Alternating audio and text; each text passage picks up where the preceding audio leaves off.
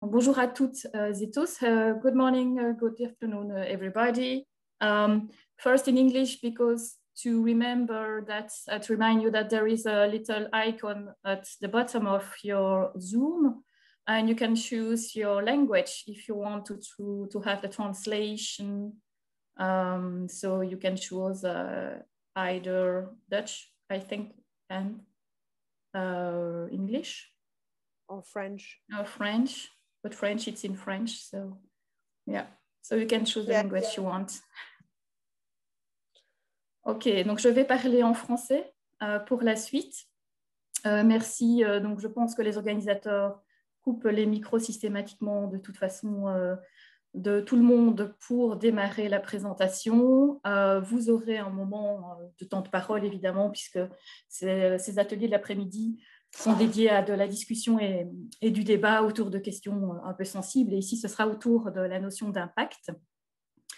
Donc, l'objectif ici, ça va être de creuser un petit peu plus. Ça a été rapidement abordé ce matin. L'importance, en fait, pour les entreprises sociales de pouvoir avoir une vision de leur impact social en termes d'impact notamment sur les citoyens, sur la société, sur certains secteurs, sur des bénéficiaires, des clients ou autres.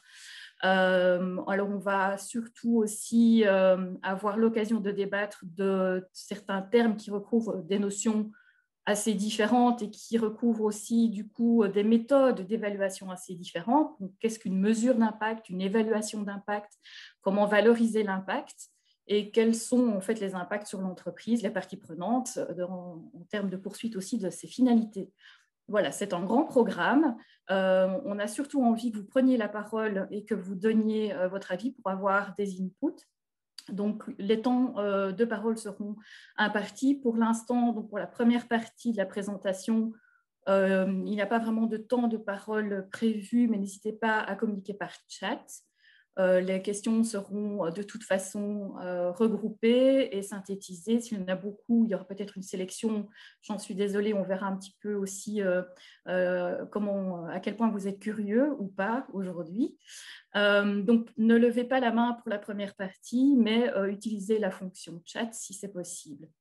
Voilà, donc ça, c'est plus pour l'aspect un petit peu pratico-pratique. Je vais brièvement me présenter et puis je laisserai mes deux collègues se présenter. Donc, moi, je suis Catherine Bolly, je travaille à Concertes depuis récemment, en fait, depuis décembre de l'année dernière. Je suis chargée de projet et de coordination et je suis en charge principalement des projets qui touchent à l'impact dans la suite de ceux qui connaissent du projet VIS dont on va parler aujourd'hui, mais de la suite qui s'appelle DENI, donc Développons et évaluons notre impact social. Et je suis également en charge d'un projet sur la sensibilisation des jeunes au principe des coopératives. Voilà, ça c'est ce qui me concerne au niveau de l'économie sociale à Concertes. Donc je donne la parole à Joanne, comme ça elle peut se présenter aussi brièvement.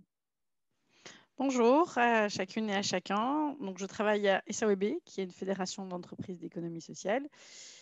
Depuis 5 ans, une de mes tâches principales consiste à aller en entreprise pour les aider à évaluer leur impact social. Donc, comme Charlotte notamment, j'ai travaillé pendant 4 ans sur la recherche-action VISE, dont vous allez avoir une présentation aujourd'hui. Et sinon, je vais vraiment dans diverses entreprises. Et à côté de ça, je suis aussi chargée de plaidoyer à SAWB. Merci Joanne. Bonjour à tous et à toutes. Merci d'être présents avec nous cet après-midi. Je m'appelle Charlotte Moreau. Je suis titulaire de la chaire en économie sociale, maître de conférence à HEC. Je suis docteur en gestion et je travaille au centre d'économie sociale, qui est un centre de recherche rattaché à HEC depuis maintenant 10 ans. Et comme Joanne l'a dit, j'ai été impliquée sur le projet VISE notamment. Parmi de nombreux autres projets de recherche-action, toujours sur les entreprises sociales ou le secteur de l'économie sociale. Et je suis ravie d'être ici avec vous. Bon, merci à toutes les deux. On va entrer dans le vif du sujet. La présentation, en fait, les 2 heures qui vont nous occuper cet après-midi, ça va être divisé en 2 temps bien distincts. Donc, le premier temps où on va un peu vous présenter justement ce qui a été développé durant les 4 années du projet VISE et les suites de ce projet qui ont débouché sur Un autre projet est sur des bourses qui ont été attribuées à des entreprises sociales pour évaluer leur impact. Et puis, on aura un deuxième temps avec un temps de débat. Vous aurez l'occasion vraiment de poser vos questions et auxquelles on va essayer de répondre au mieux. Pour cette partie-là, on a prévu un sondage, mais on va d'abord essayer de fonctionner de manière assez libre et le sondage viendra en support, si nécessaire, pour cette deuxième partie. Voilà. Je clique, mais ça ne marche pas. Parfois, il faut un petit peu de temps. Voilà. Donc, tout d'abord, comme je vous l'ai dit, il y a des bourses, en fait, qui ont été octroyées par le gouvernement wallon à des entreprises sociales pour les faire accompagner dans leur processus d'évaluation d'impact.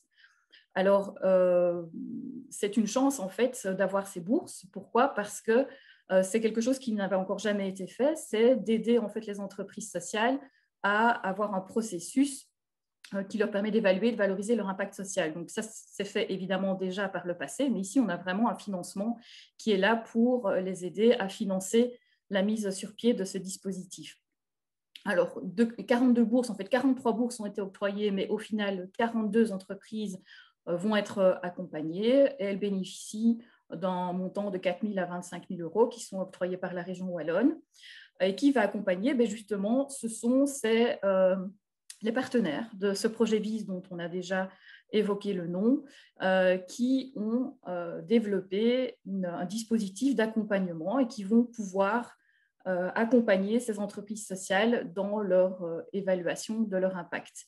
Il y a aussi, on va en parler après, d'autres accompagnateurs qui vont être formés pour pouvoir entreprendre ce processus d'évaluation en partenariat et vraiment en collaboration directe avec les entreprises. Donc, c'est vraiment des processus dans lesquels les entreprises participent de manière très active. Elles sont à la source de leur évaluation. Donc, c'est vraiment un processus qui se fait en interne, principalement par ces entreprises qui connaissent elles-mêmes, évidemment, au mieux leur terrain. Alors, comment? Eh bien, il y a de l'accompagnement qui est individuel ou semi-collectif et ces bourses sont octroyées sur une durée de 2 ans maximum. Donc, ça a commencé, elles ont été octroyées à l'automne ici en 2020 et l'accompagnement doit se terminer en 2022. Pour donner un exemple d'entreprise, ça va d'entreprises de travail adapté qui s'interrogent sur des choses comme le bien-être ou sur ce qui est un emploi de qualité, à des structures qui font de la thérapie et des stages pour des personnes avec handicap et sans handicap autour du cheval, qui s'interrogent alors sur la question de qu'est-ce que c'est comment intégrer et comment se fait la rencontre entre des personnes avec handicap et les personnes sans handicap. Ça va la Croix-Rouge, il y a Droit quotidien, enfin voilà, de très nombreuses entreprises, sont donc 42, mais aussi qui font des choses très différentes de l'insertion, qu'elles représentent toute cette diversité de l'économie sociale, tant par leur forme, que des coopératives, des ASBL, des entreprises de travail adapté, des organismes d'insertion, que différentes sur les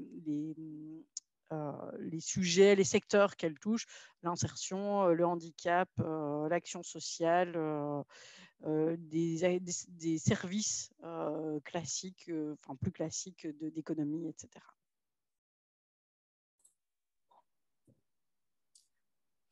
Mais en fait, une question qu'on peut se poser, et je vais un peu maintenant m'étendre là-dessus, c'est de voir en fait pourquoi de telles bourses sont une vraie plus-value pour les entreprises sociales. Pourquoi est-ce que c'est intéressant pour les entreprises sociales d'évaluer leur impact social? Pourquoi est-ce qu'elles doivent s'attaquer à cette question? Alors bien sûr, il y a toutes des questions de motivation interne qui peuvent pousser une structure à vouloir en savoir plus, vouloir avoir davantage d'informations et renseigner davantage cette notion d'impact social.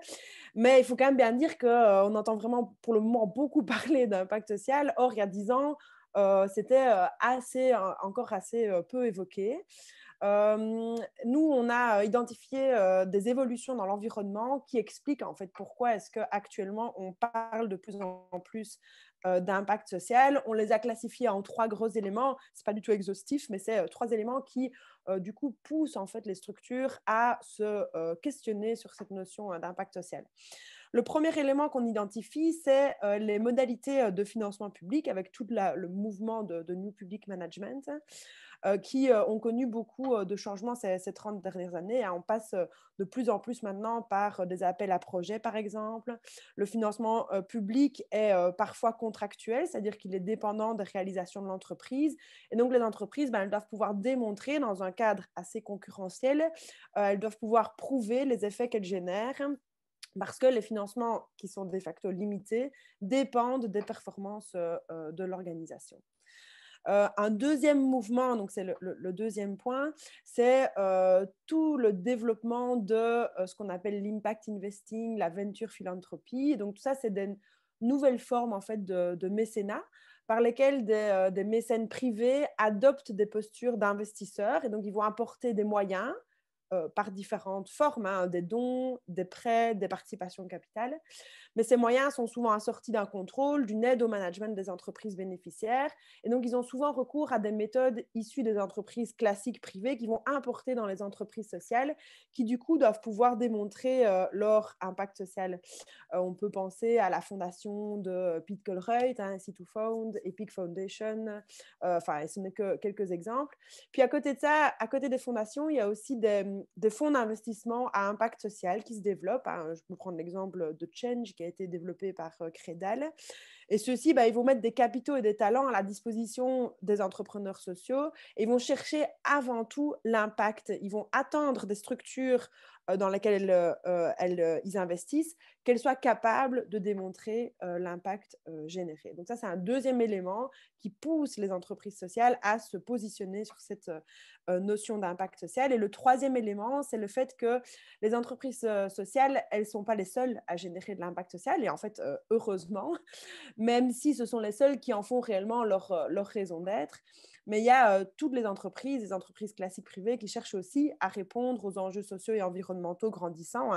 Et donc, il y a de nombreuses pratiques qui se développent autour de la responsabilité sociétale des entreprises, la RSE, ou du développement durable. Les fameux ODD, les objectifs de développement durable qui ont été développés par les Nations Unies, on est tous censés s'inscrire dans ces ODD et pouvoir prouver qu'on contribue à ces ODD. Et donc, il y a aussi de nombreuses initiatives qui cherchent à aider les structures, peu importe leur forme juridique, peu importe les secteurs dans lesquels elles opèrent, mais qui veulent aider les structures à rendre compte de leur contribution à un impact positif, que ce soit sociétal ou environnemental. Et donc, tous ces éléments, ça rend en fait les frontières beaucoup plus floues, les frontières mouvantes, perméables, tous participant à des dimensions sociales et environnementales. Et du coup, pour les entreprises sociales, démontrer leur spécificité et pouvoir affirmer de manière forte l'impact social qu'elles génèrent n'en est que plus important. Du coup... Avec ici, il me semble important d'évoquer la question de l'utilité et de l'utilisation forte d'outils qui quantifient, qui viennent, alors d'une certaine manière, selon certains, objectiver des éléments. Et c'est là où des questions peuvent se poser. C'est-à-dire qu'on est dans des secteurs sociaux, des secteurs qui, bien sûr, pour en tout cas un certain nombre d'acteurs, ont des services économiques, mais l'objectif, et Charlotte l'a très bien précisé, est une question sociale. Il y a vraiment cette volonté-là derrière. Et se pose alors la question de l'utilisation d'outils venant de l'invest, du privé, etc., qui visent à quantifier des éléments comme le bien-être, l'autonomie, etc. Il y a une sorte de ce que Florence Janicatrice appelle la quantophrénie ambiante et qui évidemment pose énormément de questions pour l'économie sociale, pour le secteur social sur l'utilisation d'outils et de méthodes qui ne correspondent pas à ce qu'ils font et qui montrent très peu et qui mettent peu en avant ce qu'ils font et comment ils le font. Oui, tout à fait. On peut passer au slide suivant, du coup, Catherine, parce que là, on va voir des éléments dans lesquels s'expriment, en fait, ces pressions. Hein. Par exemple, il y a de plus en plus d'organisations internationales comme l'OCDE ou d'autres, mais qui développent des normes autour de l'impact social. Dans les écoles de commerce, on enseigne de plus en plus souvent des notions liées à l'impact social. Et donc ça fait référence aussi à ce que Joanne vient d'expliquer, hein, parce que dans les écoles de commerce ou des méthodes qui sont utilisées par les consultants sont souvent basées sur des visions assez peu adaptées aux spécificités des entreprises sociales. Si on prend la méthode SROI, il y a énormément de limites liées à cette méthodologie qui vise à quantifier toute forme d'effet généré. On voit aussi de plus en plus l'émergence de cette notion d'impact dans les cadres légaux. Hein. Il y a la notion d'entreprise d'utilité sociale en France, toute la démarche French Impact. Aux Pays-Bas, il y a la démarche PSO, ou encore au Luxembourg, il y a les SIS, les sociétés à impact social. Donc, il y a vraiment énormément on entend de plus en plus parler de cette notion d'impact dans les cadres légaux. Tout ça, ça amène en fait une pression assez forte sur les entreprises sociales pour les pousser à évaluer leur impact. Il y a une étude de KPMG, je n'ai pas mis les références ici, mais qui dit qu'il y a 53,1% des acteurs de l'économie sociale en France qui déclarent mener des démarches de mesure d'impact social en 2018. Donc, c'est assez révélateur. Du coup, l'enjeu pour les entreprises sociales, il est double. Hein. Il est à la fois de pouvoir défendre ou acquérir une certaine légitimité en démontrant leur impact social, mais ça peut aussi être de sécuriser leur accès aux ressources, que ce soit des ressources financières, des ressources humaines ou autres. Donc, ces pressions, elles sont ces pressions sont bel et bien là. Mais comme le disait Joanne, la façon dont elles s'expriment ne semble pas toujours adaptée aux réalités des entreprises sociales, à leurs spécificités. Les méthodes, comme je te disais, type SROI, même les législations basées sur les démonstrations d'impact sont questionnées, critiquées. On ne sait pas toujours dans quel sens les prendre. Et donc ici, la manière dont la région wallonne propose de concrétiser et d'aider les structures à évaluer leur impact social est un vrai atout, parce que ça permet aux structures de s'approprier cette notion d'impact social, de les faire siennes et puis après de pouvoir travailler dessus. Donc, c'est vraiment un gros atout. Je ne sais pas, Joanne, si tu voulais ajouter quelque chose. Non, voilà. Je te laisse passer à la dia suivante. Oui. Qui est pour Catherine, du coup, je crois.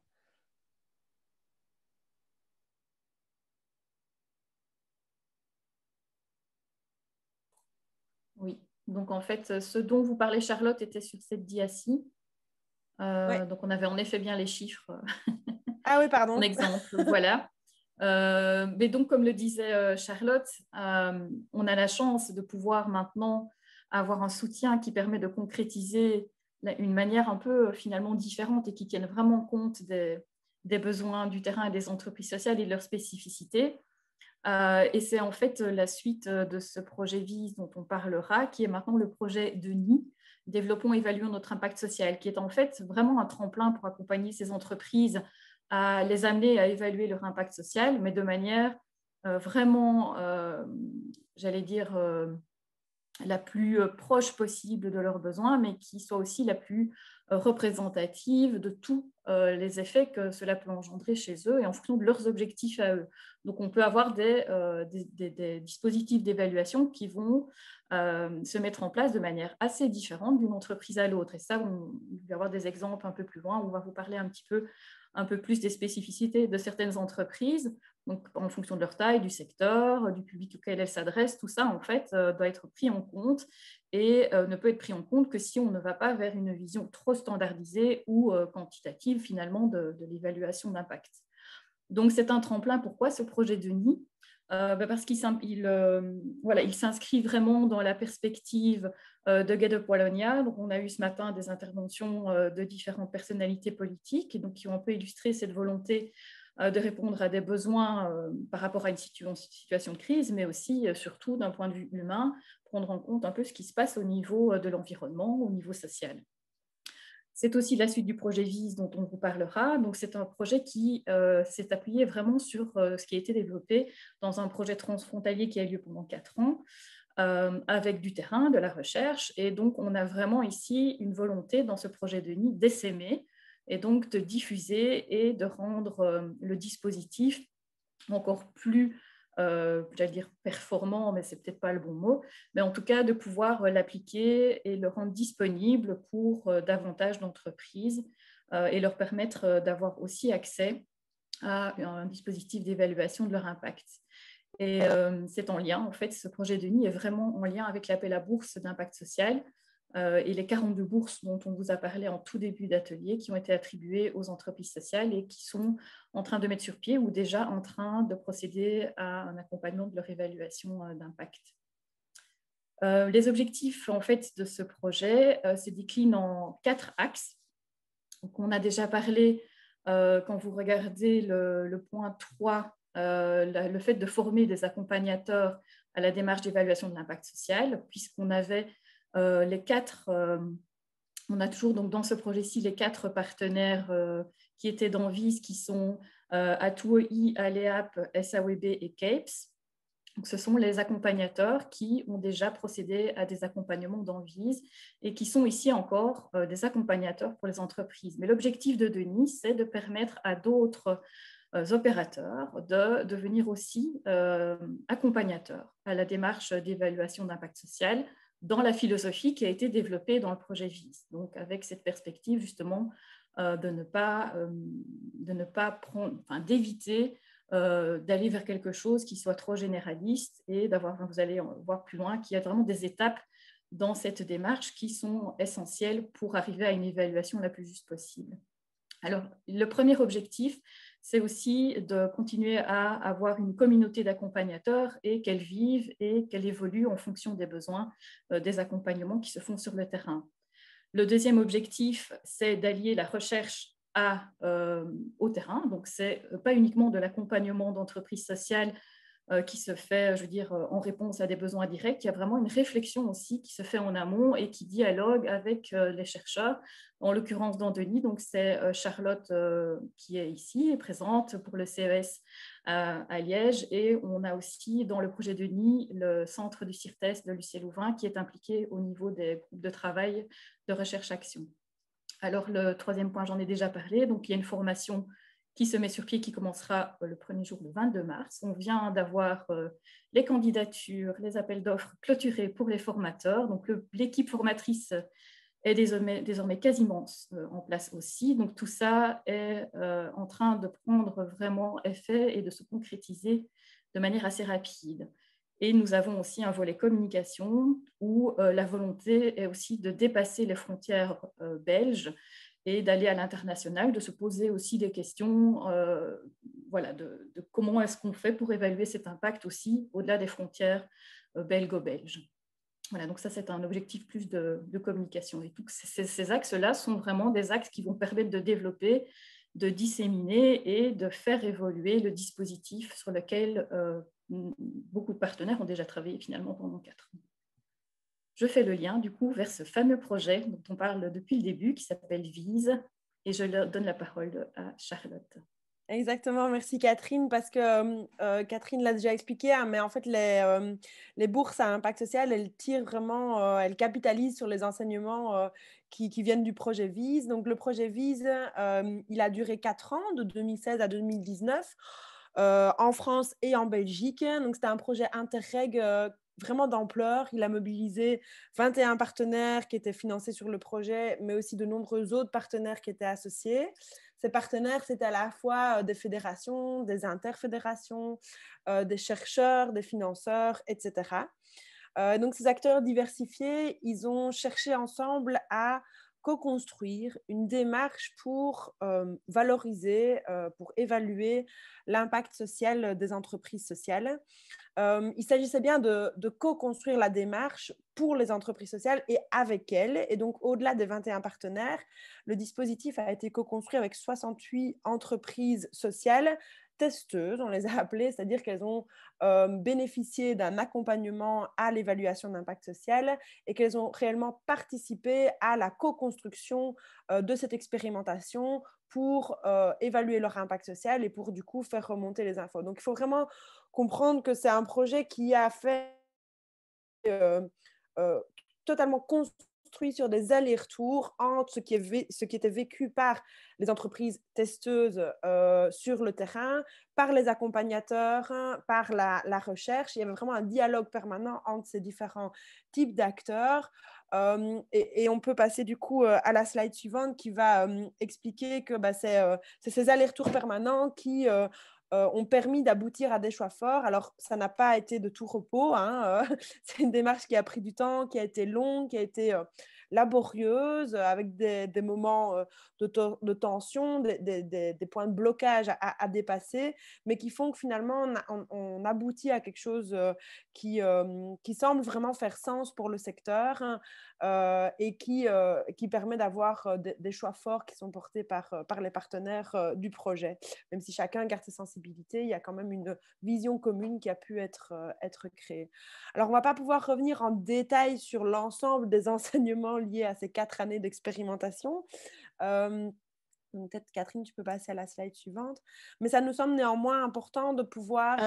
Charlotte, avant que tu y passes, je voulais intervenir sur 2 choses. La première chose, c'est de vous dire un petit peu que dans les 68 entreprises qu'on a accompagnées, notre volonté était vraiment de toucher tous les secteurs. L'économie sociale est plurielle. Elle touche tous les secteurs, elle a des formes juridiques très variées. Et l'objectif, en démarrant le projet VISE, était de s'assurer que la démarche qu'on allait développer s'adaptait aux petites structures, aux grosses structures, à celles qui sont dans le domaine de l'insertion, qui sont dans le domaine de l'action sociale, qui sont… Voilà. Et ça, pour nous, c'était vraiment essentiel parce que si c'est pour développer une démarche, par exemple, si on l'avait juste testé dans le secteur de l'insertion, puis on dit, ah ben voilà, elle est super, maintenant on va aller dans une organisation de jeunesse et on va la prendre. Et là, ils nous auraient regardé en disant, mais non, ça ne va pas, on ne fait pas ceci, on ne fait pas là, etc. Imaginons qu'on utilise des termes comme produit, comme création de valeur, etc. Dans le secteur de l'aide à la jeunesse, on risque d'avoir des personnes qui vont nous ouvrir les yeux très grands en disant, mais de quoi vous êtes en train de parler, quoi. Donc, c'était important que cette démarche, et c'est la force de cette recherche-action, elle a été testée partout sur le nord, enfin les Hauts-de-France, la Wallonie et la Flandre. Et c'est vraiment cet aspect-là est extrêmement intéressant parce qu'il nous assure aussi une légitimité qui vient du terrain. Et cet élément pour nous est vraiment essentiel. Et l'autre élément que j'avais envie de pointer, c'est Charlotte a évoqué dans quel contexte cette notion d'impact social arrive, et j'ai évoqué les critiques qui peuvent être émises autour de cette approche un peu financière de l'impact social, ou en tout cas gestionnaire de l'impact social. Et on n'a pas voulu se contenter de ça. Le secteur s'est dit, OK, on n'aime pas cette manière de faire, mais au-delà de dire on n'aime pas, on est venu avec autre chose. Et autre chose qui en même temps a la validité du terrain. Donc, c'est-à-dire que les entreprises ont testé l'outil, ont testé la démarche et peuvent dire, OK, je la comprends, voilà comment ça marche. Mais on a aussi cette légitimité scientifique. C'est-à-dire que l'apport du CES et d'autres acteurs en Belgique et ailleurs, que ce soit l'UCLL, que ce soit le CIRTES, que ce soit la chaire SS de l'Université de Lille, nous apporte aussi cette légitimité scientifique. Et donc, il y a entre guillemets une triple légitimité qui est au cœur de cette méthode, de cette démarche d'évaluation. Et cet élément-là, le fait que ça a été testé, validé par Interreg, et puis qu'aujourd'hui, c'est validé d'une certaine manière par les pouvoirs publics, par l'administration avec les bourses, pour nous, c'est vraiment, ça montre aussi l'importance de croire en ces recherches-actions, etc., qui sont vraiment des éléments forts qui nous permettent d'aller tester des choses innovantes, de faire de la recherche. de faire de la recherche et développement, et puis après de dire, ben voilà, là on sait qu'il y a quelque chose qui marche, et d'aller sur le terrain. Et donc c'est super pour nous que la région Wallonne nous fasse confiance là-dessus, et fasse confiance à un projet qu'elle a soutenu via Interreg. Et donc voilà, je tenais à repréciser cet élément-là qui me semble essentiel pour nous. Oui, merci beaucoup, Joanne, ça clarifie bien le propos. Mais du coup, pour rentrer un peu plus dans le concret de ce projet, on a décidé de vous présenter ici quelques enseignements. Hein. Donc, comme je le disais, c'est impossible de vous présenter les résultats ou les enseignements liés à 4 années de recherche et de co-construction du dispositif. Néanmoins, ici, il y a quelques éléments qui nous semblent clés. Donc, on va passer un petit peu de temps sur cette slide pour exemplifier en fait chacun de ces propos. Donc, le premier élément, c'est que c'est une démarche qui va vraiment prendre en compte les spécificités des entreprises sociales. Hein. Le fait est que l'entreprise sociale, elle va générer des effets liés aux activités qu'elle propose, aux services qu'elle rend, mais la manière dont elle propose ses activités, dont elle réalise ses actions, va elle aussi générer des effets. Pourquoi ? Parce que cette manière de mener à bien les activités est en lien avec des valeurs fondamentales, des valeurs fortes qui sont au cœur de son mode de fonctionnement, hein, par exemple la solidarité, le fait de mettre l'humain au centre, la lucrativité limitée, etc. Et que l'entreprise sociale, elle concrétise aussi ça dans des principes comme la gestion participative, la gouvernance démocratique, etc. Et donc, une démarche d'évaluation d'impact social qui se centrerait uniquement sur des effets liés aux activités menées par les entreprises sociales passerait à côté de nombreux effets qui sont générés par la manière spécifique en fait, de développer ces activités. Et donc, si on ne s'adapte pas sur ça, on va risquer de passer à côté de ce qui fait la vraie plus-value des entreprises sociales. Donc, je laisse Joanne prolonger sur un exemple ici. Voilà, donc ce comment et ce pourquoi des entreprises sociales est vraiment au cœur de la démarche innovante d'évaluation de l'impact, c'est-à-dire que le comment et le pourquoi, les entreprises ont le contrôle, entre guillemets, sur ce comment et ce pourquoi. Elles n'ont pas toujours le contrôle sur les effets. Et donc, quand je vais en entreprise, j'évoque souvent cette question-là d'un test qu'on a fait dans une structure qui s'occupe de l'accueil de personnes sans domicile fixe. On a abordé la question de l'hygiène. Si on se centre sur les effets, on va se dire, est-ce que la personne est propre ou est-ce qu'elle n'est pas propre ?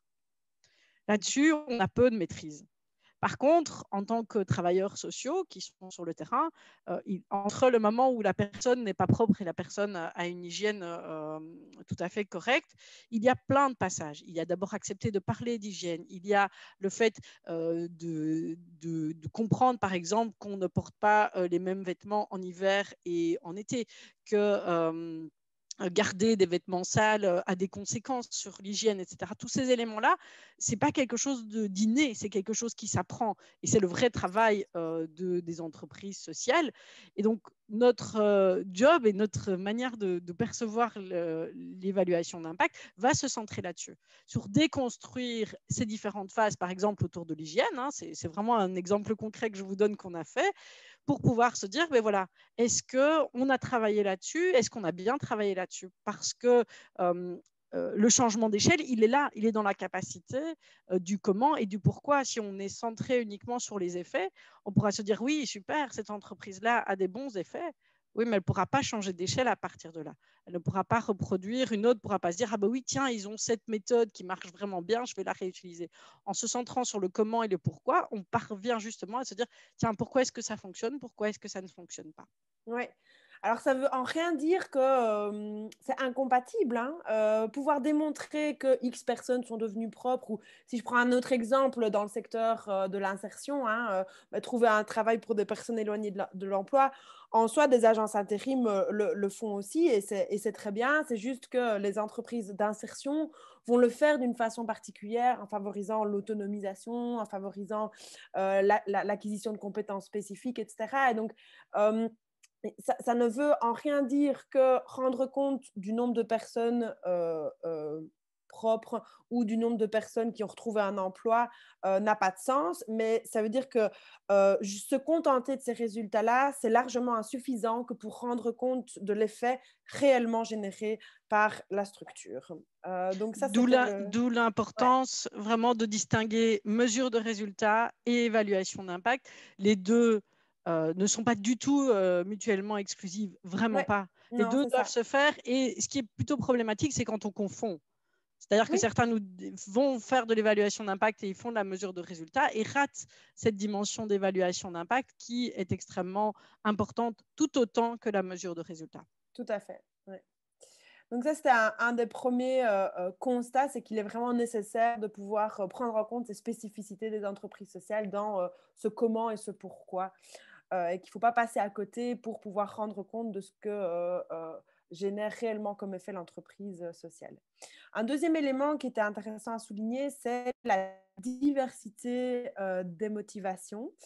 Il est indispensable de prendre en considération en fait les motivations de l'entreprise sociale à entamer une démarche d'évaluation d'impact social parce que en fonction de ces motivations, les méthodes de collecte de données, les méthodes d'analyse de données, la question qu'on va creuser, la fameuse question évaluative, vont complètement être différentes si on souhaite avant tout pouvoir communiquer des résultats vers l'extérieur ou si on souhaite avant tout aider son conseil d'administration à prendre des bonnes décisions. Et donc, en ce sens, on a identifié deux grandes catégories, même si elles sont encore, il y aurait moyen de les nuancer, mais une entreprise sociale peut vouloir évaluer son impact social pour avant tout rendre compte à des acteurs externes, des financeurs ou autres, donc elle le fait alors dans un objectif externe pour renforcer sa légitimité, pour sécuriser son accès aux ressources, comme je l'évoquais plus haut. Mais une entreprise sociale peut aussi entamer une démarche d'évaluation d'impact social pour un usage avant tout interne, pour s'améliorer, pour aider les organes de gouvernance à prendre les bonnes décisions, comme je le disais, ou bien pour valoriser les équipes, pour valoriser le travail qu'elles accomplissent. Donc, on le voit, les motivations, elles sont diverses, elles sont variées. Il y a une motivation qui est nécessaire à entamer une démarche d'évaluation d'impact social. S'il n'y a pas de motivation à la base à entamer une démarche d'évaluation d'impact social, ça ne mènera pas ses fruits, ça ne produira pas ses fruits plutôt, parce que ça demande malgré tout, même si on se fait accompagner pour le faire, du temps, de l'énergie, une implication dans le projet. Et donc voilà, c'est un petit éclairage sur ces notions de motivation que nous a aussi enseigné le projet VISE. Et d'ailleurs, pour donner un exemple et compléter, la première chose, c'est que ces motivations peuvent évoluer au cours de l'évaluation. C'est-à-dire qu'au début, elles peuvent se dire « Ah ben tiens, je le fais parce que mon financeur me demande des indicateurs ». Et puis, au fur et à mesure, de se rendre compte de l'importance que ça a et de pouvoir utiliser alors après pour faire du plaidoyer, pour fédérer les équipes, pour aller chercher des nouveaux clients, etc. Pour vous donner des exemples aussi du côté multiple, c'est-à-dire que dans une structure, un des objectifs, c'était de pouvoir comprendre comment la structure impactait ses bénéficiaires, etc. Donc, tout à fait logique, quoi. Et elle voulait en même temps que l'évaluation permette de construire collectivement leur propre définition de l'inclusion. Et donc, il y avait cette double motivation qui était vraiment, et c'est en travaillant, en creusant, qu'il y a cet élément-là qui est arrivé de se dire, OK, je veux pouvoir montrer telle et telle chose à l'externe, même à l'interne. Mais il y a en plus qu'on a une approche spécifique de l'inclusion et on aimerait que cette approche puisse ressortir du travail qui sera fait. Et donc, on a rajouté cet élément-là et il y a une couche supplémentaire qui est venue s'adjoindre, très intéressante, mais qui est vraiment où là, c'est un des objectifs, simplement même pas des résultats qui vont être faits, mais de la manière dont on va développer l'évaluation pour aller chercher d'autres informations supplémentaires. Oui, tout à fait. Il y a aussi des effets inattendus liés à cette démarche d'évaluation d'impact social. J'ai souvenir d'une structure dans le cadre du projet VISE qui, suite à l'évaluation de son impact social, a en fait revu ses statuts parce qu'elle s'est rendue compte que les statuts ne correspondaient plus à l'activité qu'elle menait réellement. Donc, on voit les motivations, effectivement, sont multiples et évolutives. Troisième élément qu'on souhaitait souligner, c'est l'importance, l'intérêt de penser l'évaluation de façon collective et participative. C'est un des constats forts vraiment du projet VISE, c'est qu'il y a une réelle plus-value à penser l'évaluation d'impact social de façon collective, de façon co-construite, de façon participative, impliquer en fait dans son processus d'évaluation d'impact social un maximum de parties prenantes concernées par la démarche. C'est un vrai atout, ça permet d'instaurer un dialogue, ça permet de valoriser les parties prenantes, ça permet de rendre visibles des effets qu'on n'avait pas spécialement imaginés. Et donc, tout ça, c'est vraiment un constat fort du projet VISE. Et si on ne le fait pas, en fait, si on ne pense pas l'évaluation de manière collective, on risque de passer à côté des réels effets qui sont générés par la structure et on risque de passer à côté de la possibilité de créer une dynamique entre les acteurs impliqués. Joanne, tu peux peut-être donner quelques exemples. Pour vous donner un exemple de cette dimension co-construite, un des éléments forts dans cette co-construction, c'est qu'on se retrouve comme les travailleurs, par exemple, perçoivent l'utilité de l'évaluation, qu'ils perçoivent aussi son côté non contrôlant, parce que c'est souvent une distinction. Quand on arrive, on doit parfois expliquer que c'est une évaluation, ce n'est pas un contrôle de ce qui est fait. On ne va pas sortir en disant « Ah, vous travaillez bien, vous ne travaillez pas bien ». Ce n'est pas ça. L'objectif est d'évaluer la structure dans sa globalité. Et le résultat, c'est que souvent, pour vous donner un exemple concret, dans une structure que j'ai accompagnée, quand même 1600 travailleuses, 5000 clients ont été interrogés, on a eu un taux de réponse au questionnaire de plus de 55%, ce qui est exceptionnel d'avoir des taux de réponse. Et ce n'est pas la seule fois. On a déjà eu des fois où on a des taux de réponse qui approchent les 100%, parce que les travailleurs ont tellement envie d'avoir les réponses aux questions qu'ils motivent très fort les bénéficiaires à répondre aux questions. Et ça se sent, et pas parce qu'ils leur mettent la corde au cou, hein, vraiment pas, mais vraiment parce que ils sentent derrière, et ça se ressent dans ces liens chauds que les entreprises sociales ont l'avantage de créer avec leurs bénéficiaires, leurs usagers et leurs clients. Elles peuvent aller chercher des informations beaucoup plus fortes.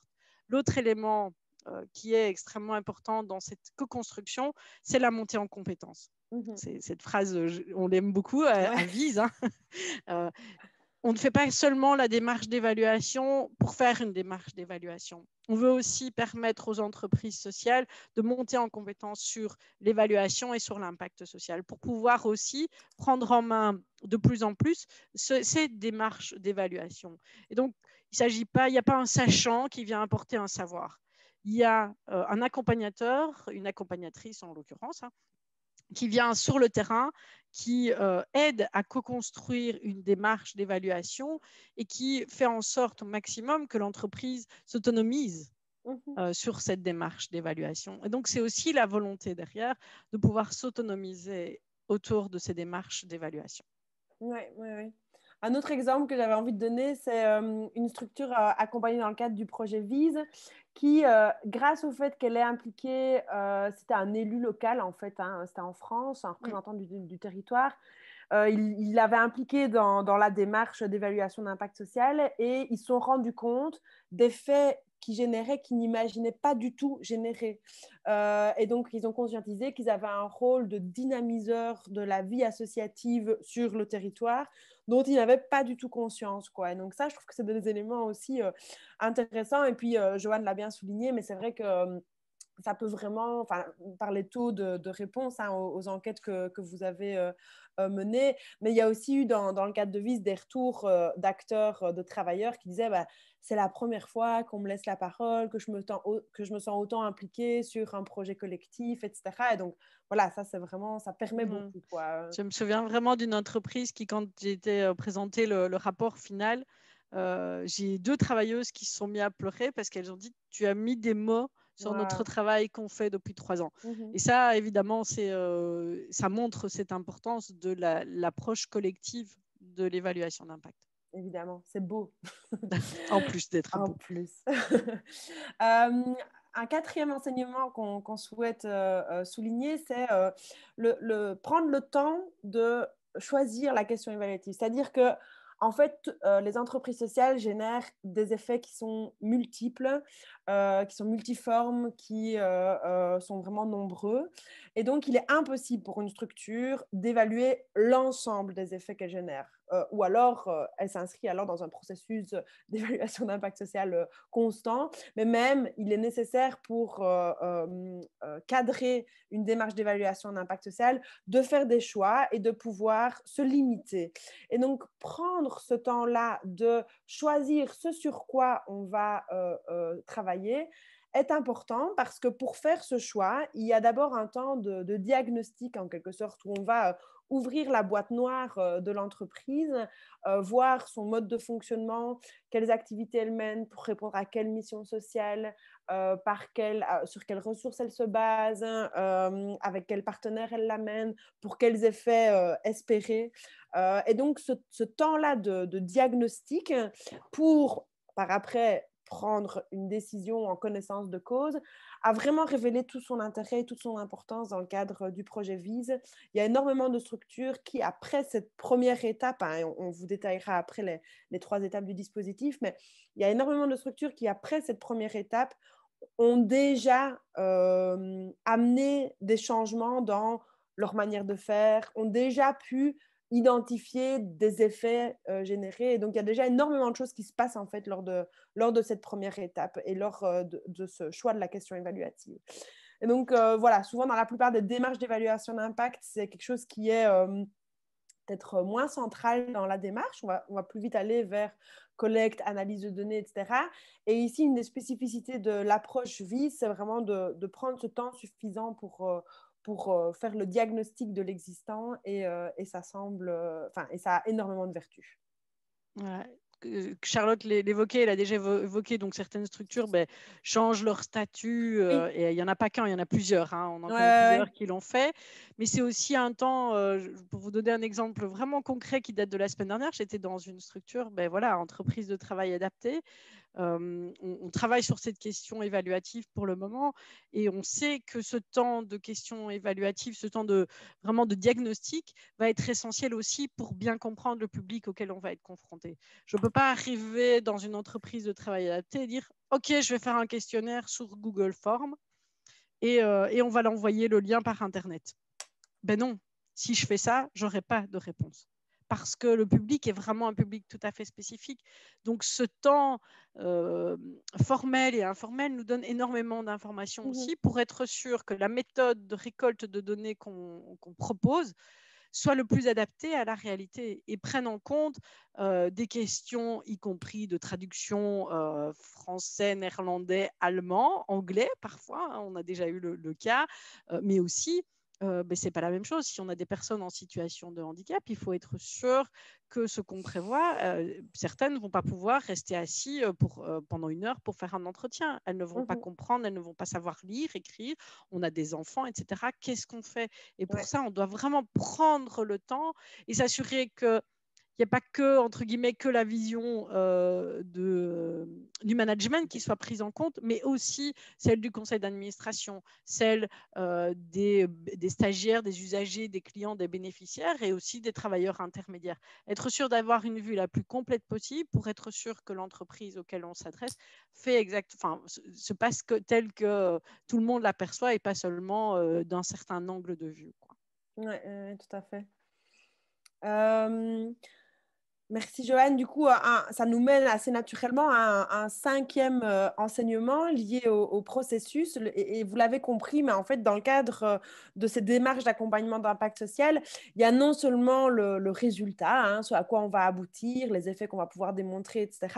Mais il y a également tout le processus, toute la façon dont on y est arrivé, la dimension participative, la dimension prendre le temps pour se poser, etc. Et donc, tout ça, en fait, ça génère déjà beaucoup de plus-value, beaucoup d'effets.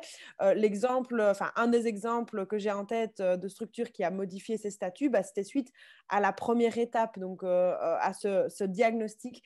Donc, ce qu'on veut souligner ici, et c'est un des grands enseignements du projet VISE, c'est que le processus compte autant que le résultat auquel on va aboutir et que donc, il faut pouvoir prendre le temps de ce processus. Cette fameuse montée en compétences, elle est possible aussi grâce à ce processus. Ce processus, il permet l'appropriation de concepts qui sont dans l'air du temps, mais qui ne sont pas toujours concrétisables pour les structures. Et puis, ça aussi va contribuer à développer au sein de la structure une forme de culture de l'évaluation, en tout cas de volonté de se remettre en question, de se questionner et de continuer à s'évaluer. Donc, ça permet pas mal de choses aussi, le processus en tant que tel, au-delà des résultats auxquels la démarche aboutit. Voilà, on dit que notre démarche est structurante parce que le simple fait d'ouvrir des boîtes appelle des questions, appelle parfois aussi des transformations, permet une intégration et une écoute de certains travailleurs, de certains bénéficiaires, etc. Et cet aspect-là est pour nous tout aussi important que le reste. Oui, tout à fait. Et puis alors, encore un enseignement, hein, c'est le fait de pouvoir combiner ou opter pour des approches qualitatives et ou quantitatives. Là, ça c'est vraiment tout l'intérêt de pouvoir rendre visible ce qui ne l'est pas tellement habituellement, spécifiquement dans la vision un peu quantophrénique, hein, comme le dit Florence Janicatrice, mais cette tendance à vouloir tout le temps mettre des chiffres derrière. Alors, à nouveau, hein, le projet VISE en rien ne condamne cette volonté de mettre des chiffres. Hein. C'est nécessaire à certains moments de pouvoir mettre des chiffres derrière. On souhaite juste souligner que ces chiffres ont leurs limites, tout comme les mots, et que donc combiner des approches quantitatives et qualitatives ont vraiment tout leur sens, et que les entreprises sociales spécifiquement génèrent des effets qui sont très difficilement perceptibles par des approches uniquement quantitatives. Et donc, voilà, il faut pouvoir mener une évaluation sur une base multicritère pour prendre en considération la diversité des réalités des entreprises sociales. Et voilà, si on part uniquement sur une approche quantitative, le risque, c'est de passer à côté des véritables effets spécifiques à l'entreprise sociale, à son approche, à ses pratiques, etc. C'est de la pluralité que naît l'intérêt de mobiliser une diversité de méthodes. Et donc, pour vraiment vous donner, je me souviens d'une structure où voilà, on était plusieurs à être sollicités pour aller faire un accompagnement. Et une des structures nous dit, ah ben oui, quelqu'un d'autre est venu et nous a dit que si on faisait l'évaluation chez nous, on ne pourrait évaluer que tel service. Et nous, on était quand même un peu ennuyeux parce qu'on se disait quand même que ce serait important de pouvoir aussi évaluer les services sociaux, etc. On va dire, mais non, voilà, c'est l'avantage de notre démarche, c'est que comme on est sur une base multicritère, on peut varier, ce qui ne nous empêche pas de venir avec des chiffres. Il n'y a pratiquement aucun rapport d'évaluation que j'ai remis dans lequel il n'y avait aucun chiffre. Mais se dire qu'on va faire... C'est pour ça que d'ailleurs qu'on utilise le mot évaluation et pas le mot mesure d'impact, parce que l'évaluation... la mesure, c'est un des aspects de l'évaluation d'impact. Mais il y en a d'autres. Il y a documenter, il y a analyser, il y a comprendre, il y a informer, etc. Il y a énormément de choses. On peut faire de l'avant-après si, avec certaines populations, avec certaines formations dans l'insertion, etc. L'avant-après, tout à fait pertinent. Avec d'autres, on va uniquement pouvoir être sur de l'entretien parce qu'on a des populations qui ne peuvent pas chiffrer, elles ne peuvent pas répondre à un questionnaire, etc. Donc, on ne va pas pouvoir faire ça comme ça. Donc, à chaque fois, de chercher la bonne méthode, adaptée à la bonne entreprise, adaptée aussi aux moyens humains, temporels de l'entreprise est extrêmement important, quoi. Et de s'assurer que l'outil qui va être développé dans le cadre de la méthode de récolte de données s'adapte à la population et aux besoins des structures. Et ça devient une gymnastique pour être sûr aussi de ne pas venir avec quelque chose de tout fait, de tout pensé, qui ne s'adaptera pas à la réalité de la structure et donc qui sera la chose qu'on aime le moins en tant qu'accompagnateur en évaluation d'impact, c'est quand à la fin de l'évaluation, l'entreprise prend le rapport, nous remercie et le met dans un tiroir. Ça, pour nous, c'est une mauvaise évaluation. Elle sera peut-être utilisée par d'autres, etc., mais l'entreprise n'en fera rien. Et ça, pour nous, c'est un mauvais résultat. Donc ça, c'est extrêmement important de nous adapter aux entreprises avec qui on travaille. Donc, vous l'avez compris, hein, la démarche VISE, ce n'est pas une enquête de satisfaction, en tout cas pas uniquement, ça peut, mais ça combiné à d'autres choses. Ce n'est pas non plus un outil de gestion. Enfin, voilà, c'est une démarche qui est à chaque fois spécifique à chaque structure, adaptée à ses réalités propres. Et je vois le temps qui file, donc Joanne, je te propose qu'on passe directement à la slide suivante sur laquelle je vais te céder la parole pour présenter du coup les 3 étapes du projet de la démarche. Je vais essayer de le faire dans les 3 dernières minutes qui nous restent. Et normalement, j'y arriverai. Je l'ai fait souvent. Donc, la démarche qui a été développée dans le cadre de VISE et qu'on applique dans le cadre du projet de Nice, des bourses à impact développées par la région wallonne, c'est une démarche en 3 étapes. Pour ceux qui viendraient des sciences humaines, des sciences sociales, ils vont vite voir d'où vient, en tout cas, une partie de l'inspiration, parce que d'une certaine manière, ça ressemble à la recherche en sciences sociales, mais appliquée sur le terrain. C'est-à-dire vraiment cette dimension de terrain, on le redit, etc., est essentielle. L'objectif n'est pas qu'elle soit parfaite, l'objectif est qu'elle permette à la structure d'avoir les réponses qu'elle cherche et de pouvoir comprendre la démarche. Donc ça, pour nous, elle doit être ancrée dans le terrain en permanence. Donc, la première partie, on l'a évoqué longuement, c'est cette phase de diagnostic. On utilise plusieurs outils qui nous permettent d'aller chercher des informations formelles et informelles sur l'entreprise, sur où elle est à cet instant T, et de pouvoir bien la comprendre pour pouvoir proposer des outils de collecte et de récolte de données. Plus elle est participative, plus elle fonctionne.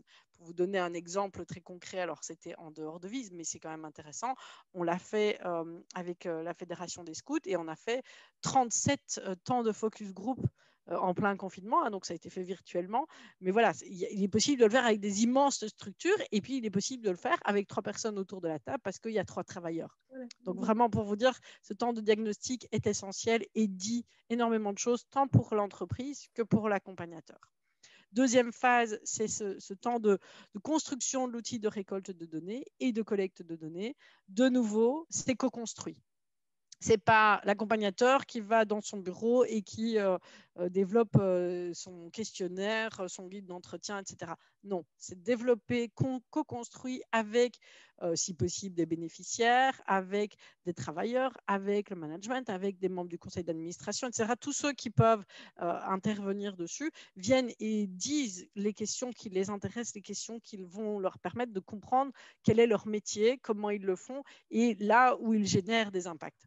Et donc ça, c'est extrêmement important. Et puis, ça va être testé aussi, comme dans toute démarche de recherche, quoi. Et enfin, la dernière partie, c'est l'analyse et la valorisation des résultats. Et là aussi, l'analyse, de nouveau, elle n'est pas pensée en chambre par l'accompagnateur, elle est aussi co-construite. Pourquoi cette co-construction? De nouveau, montée en compétence des travailleurs, des bénéficiaires du management du conseil d'administration, mais aussi parce qu'il y a des éléments qu'on ne peut pas nous connaître. Et donc, c'est extrêmement important qu'une entreprise puisse nous dire « Ah, oui, mais c'est normal que, par exemple, je me souviens dans une structure où j'étais vraiment contente parce que les travailleurs, les personnes avec qui je travaillais sur l'analyse m'ont dit « Ah, mais c'est normal que les bénévoles suscitent un questionnement différent parce qu'ils sont vraiment la première ligne dans notre structure et que ce travail de première ligne est, quand on travaille avec des personnes, on est rarement sur des sentiments mitigés, soit on aime, soit on n'aime pas. Et évidemment que quand on n'aime pas, on va mettre des résultats beaucoup plus négatifs dans la relation client, entre guillemets. Et donc, cette approche de pouvoir se dire « Ah, attention, je dois tenir compte de, mais oui, c'est normal, les bénévoles travaillent de cette manière-là. Ah oui, c'est normal parce que cette démarche se fait à tel et tel moment. » Eh bien, ou alors que les horaires sont faits comme ceci, les travailleurs doivent travailler de cette manière-là parce qu'il y a une exigence du client, etc. Tenir compte de tous ces éléments-là pour pouvoir faire l'analyse est tout aussi important. Donc, à toutes les étapes, la co-construction intervient et tout à la fin, on remet un rapport, mais toute la démarche a été co-construite et on s'assure au maximum que le rapport ne termine pas dans un tiroir, mais qu'il soit un outil au service de l'entreprise. Oui, tout à fait. Au-delà de communiquer, en fait, c'est utiliser les résultats de la démarche et ce que la démarche a permis. Ouais. Et l'utilisation peut aller sur des choses, fédérer les équipes, aller chercher des nouveaux clients, faire du plaidoyer, changer ses statuts, faire de la stratégie, changer d'échelle, développer la même entreprise ailleurs. Tout ça est possible, faire de l'innovation sociale.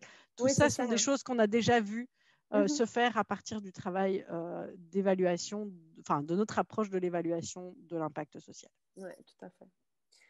Très bien. Voilà. Je crois qu'on peut conclure ici, Catherine. Oui. Donc, voilà. Donc, ici, on est arrivé à la fin de la première partie de la présentation qui était un petit peu plus informative. Et donc, on va entrer dans la partie plus interactive maintenant. Ce qu'on vous propose, c'est de faire 5 minutes de pause, mais 5 minutes top chrono, quoi, donc moi j'ai 15h03, donc jusqu'à 15h08.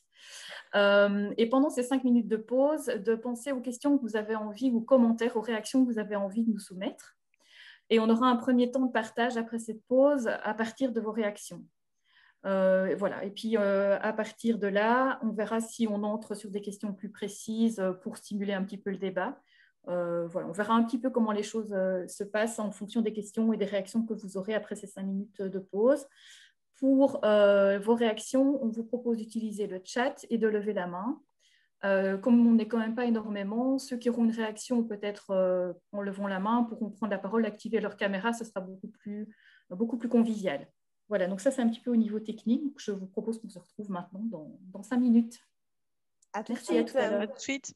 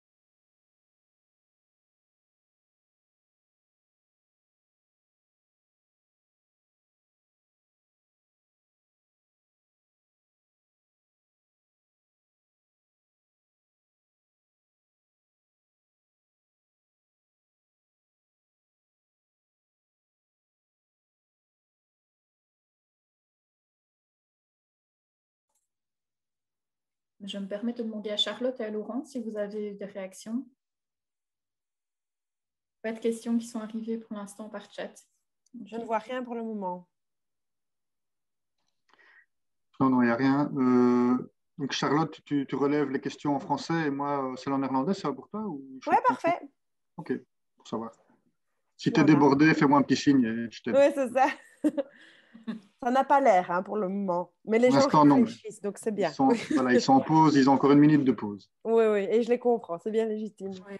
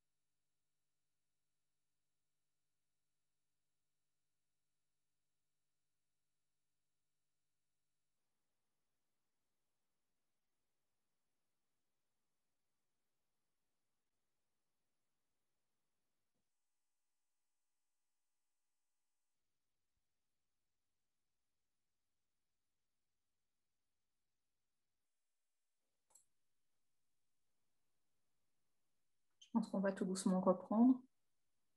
Ouais. Encore 1 minute ou je ne sais pas.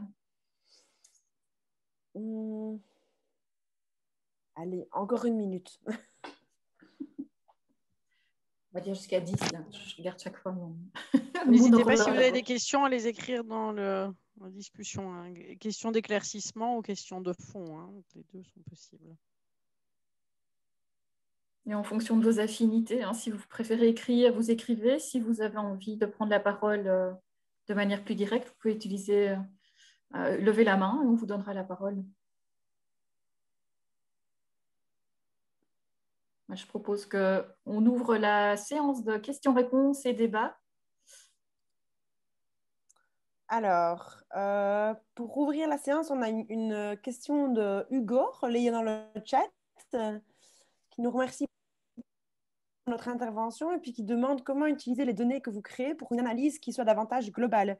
Puisque par nature, vos données ne s'intègrent pas dans une base de données standardisée, comment surveiller l'état de l'activité économique et proposer des stratégies politiques? Très bonne question.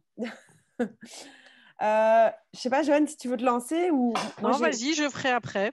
Ok, j'ai quelques éléments de réponse en tête pour dire que, effectivement, c'est un point sur lequel on a beaucoup réfléchi au sein de Vise, hein, sur la dimension un peu transversale et standardisée des approches. Alors, pas spécialement standardiser la démarche d'évaluation d'impact social, mais que cette démarche d'évaluation d'impact social permette d'aboutir à éventuellement des indicateurs communs partagés.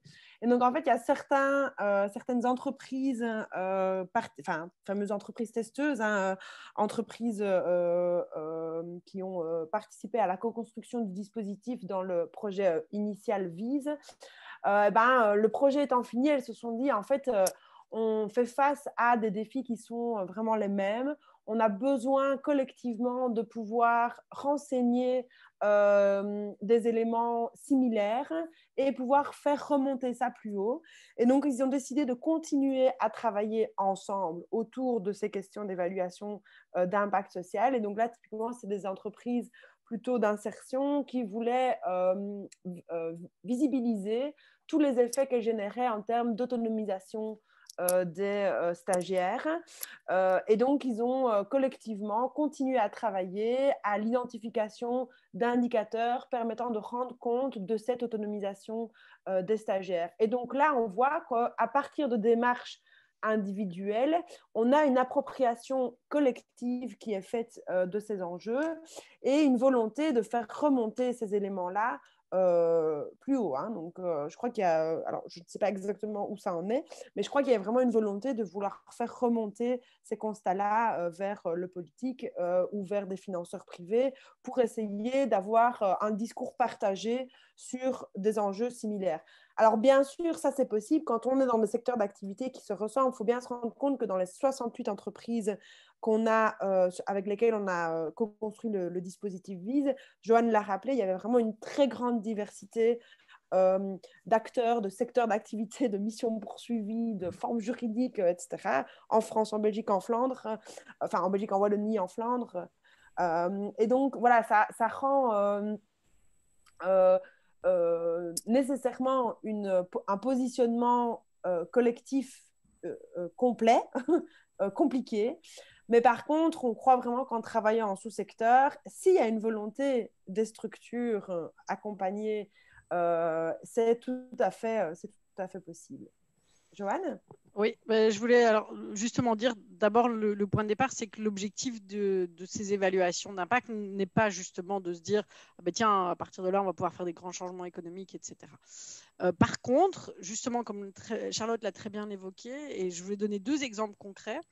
Dans une structure dans le domaine de l'insertion, on a utilisé un outil qui a bien marché, qui a amené des constats sur, par exemple, on s'est rendu compte que la structure avait un moins bon effet, enfin un effet moins grand sur une certaine population, mais très très précise, c'est-à-dire une population qui a entre 26 et 55 ans, c'est-à-dire une population qui ces dernières années a été un peu mis sous le boisseau en matière d'objectifs prioritaires, c'est-à-dire qu'on s'attaque beaucoup au chômage des jeunes et au chômage au-dessus de 50 voire 55 ans, mais que cette population de 26 à 55, voire 26 45, c'était encore plus fort, a été moins mise en avant, et on se rendait compte que du coup la structure avait des moins bons résultats, ainsi que sur un public qui était au travail, enfin qui avait travaillé plus de X années, mais moins de X années. Je ne me souviens plus exactement des chiffres. Hein.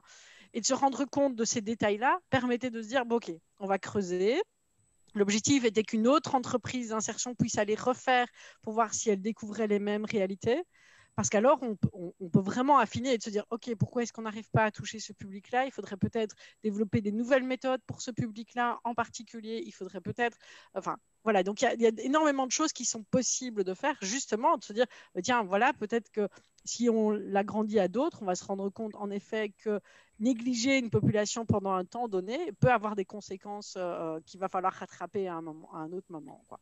Ça, c'est le premier exemple que je voulais donner. L'autre exemple qu'on a fait, c'est dans une organisation de jeunesse. On a développé un outil qui permet d'évaluer la dimension CRAX. Alors, pas pour faire une comparaison entre les uns et les autres, mais plutôt de se dire, tiens, est-ce qu'on atteint les objectifs pour former des citoyens responsables, actifs, solidaires et critiques, qui est un des objectifs du décret organisation de jeunesse. Cet outil pourrait être testé à d'autres endroits et permettre justement de se dire, mais tiens, par exemple, la dimension critique, on n'est pas bon là-dessus. Comment est-ce qu'on peut tous s'améliorer, ou chacun travailler? Mais il y en a peut-être un, il n'est pas bon sur la dimension critique, mais il y en a un autre, il n'est peut-être pas bon sur la dimension solidaire, etc. Et donc, on n'atteint pas les objectifs fixés. Évidemment, nous, on ne le perçoit pas comme « Ah ben tiens, tu n'atteins pas les objectifs, donc on va te retirer des subsides » ou des choses comme ça. La question, elle n'est pas là. C'est plutôt comment est-ce qu'on fait pour s'améliorer. Voilà, donc, il y a vraiment moyen d'utiliser ces outils, mais en effet, il faut alors redescendre sous-secteur par sous-secteur, parce qu'on ne peut pas avoir un même outil pour une entreprise d'insertion que pour une organisation de jeunesse qui touche 30 000 jeunes, que pour une structure qui fait de l'accueil de personnes, d'enfants placés par le juge, ou par une coopérative d'énergie éolienne qui n'a que des bénévoles, par exemple. Pour dire ça, on ne peut pas avoir un outil transversal. Voilà pourquoi notre méthode n'est pas standardisée. Est-ce que je vais compléter peut-être un petit peu par rapport à ça? C'est vraiment l'expérience VISE a vraiment montré beaucoup de choses par rapport à ça, justement quels étaient les apports, mais aussi les limites de quelque chose qui pourrait être standardisé dans le cadre d'une évaluation plus approfondie. Dans le projet Denis, on a aussi cet aspect donc, qui est la suite de VISE. On a aussi des thématiques qui sont développées dans les groupes recherche.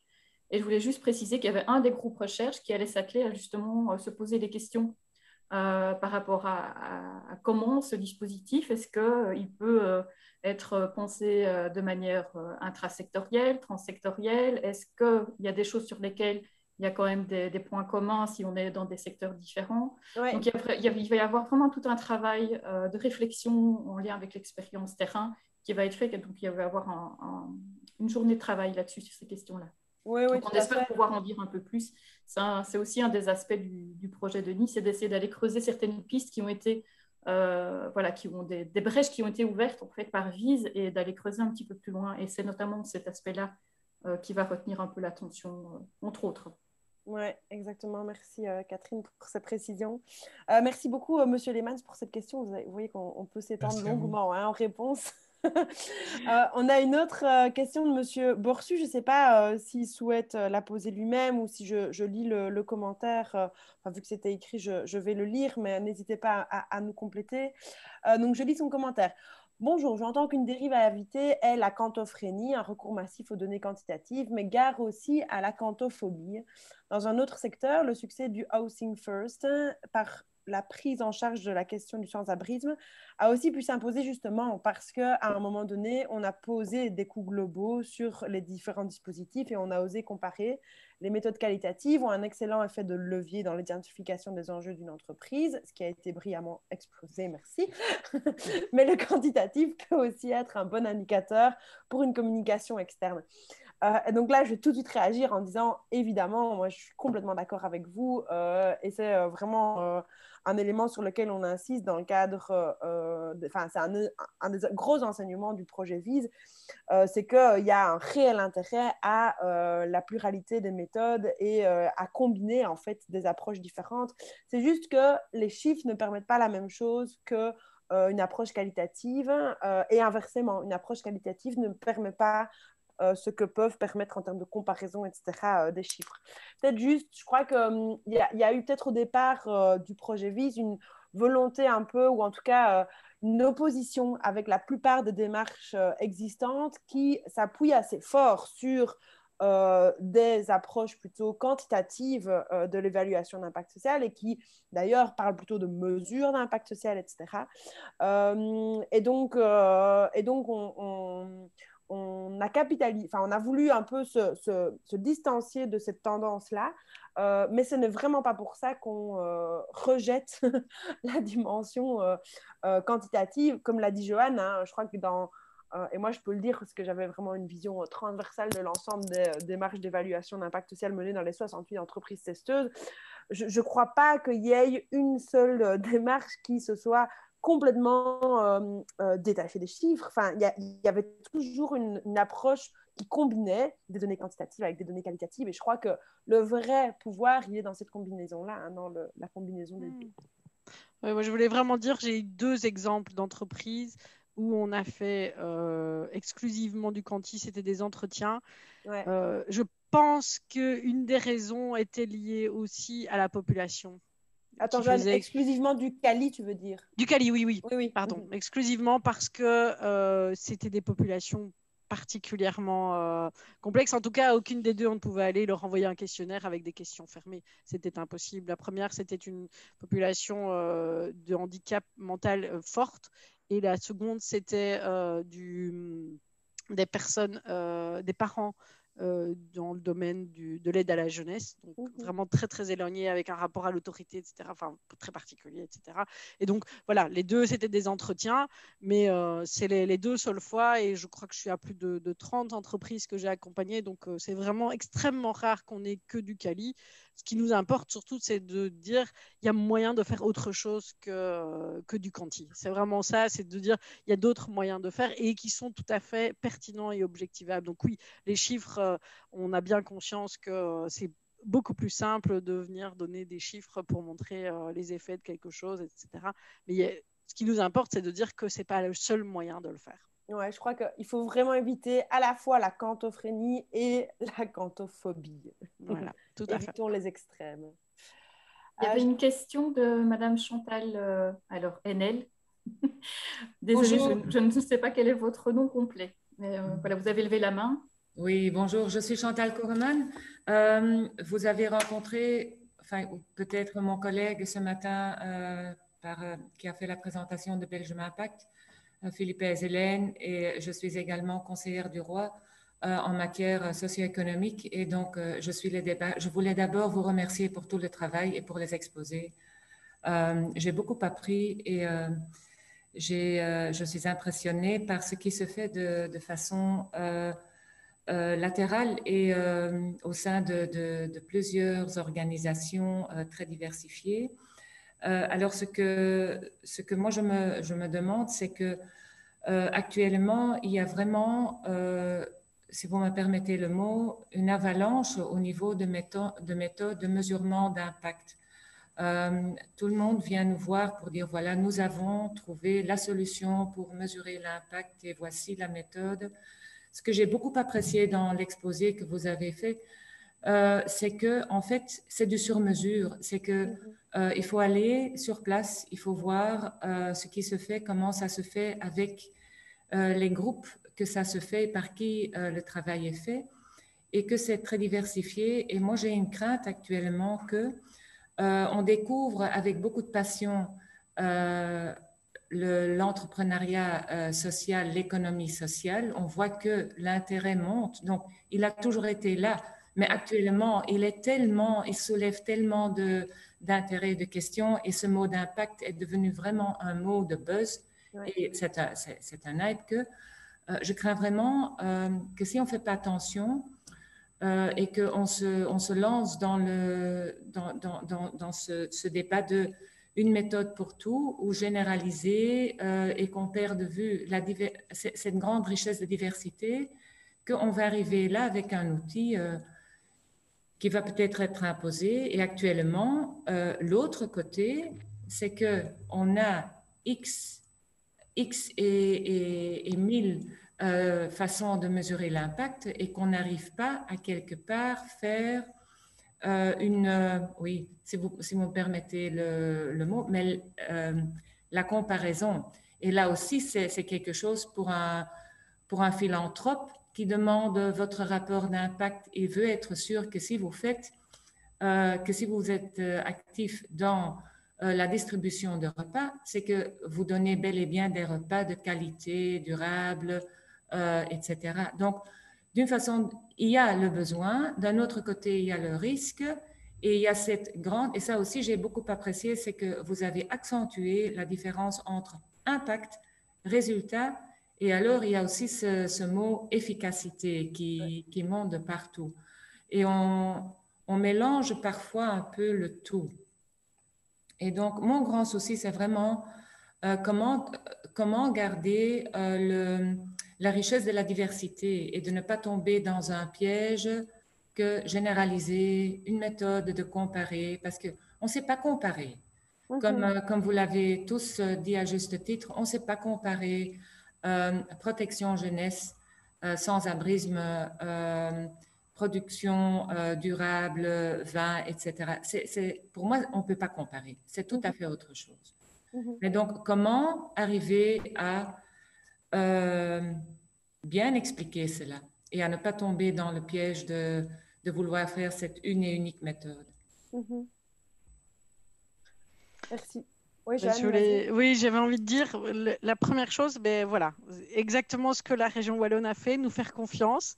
Ça, pour nous, c'est vraiment chouette parce que c'est notre crainte. C'est qu'aujourd'hui, on fasse un seul outil qui, en plus, souvent est beaucoup plus de la mesure de résultat que de l'évaluation d'impact.